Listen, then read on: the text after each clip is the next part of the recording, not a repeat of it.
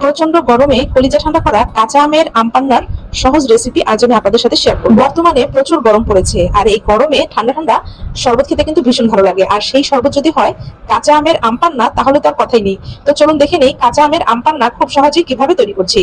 নিয়ে নিয়েছি 3টা কাঁচা আম। কাঁচা আমগুলোকে খুব ভালোভাবে ধুয়ে পরিষ্কার করে নিয়েছি। এই পর্যায়ে আমগুলোকে ফুটন্ত পানির মধ্যে দিয়ে খুব ভালোভাবে সেদ্ধ করে নিব।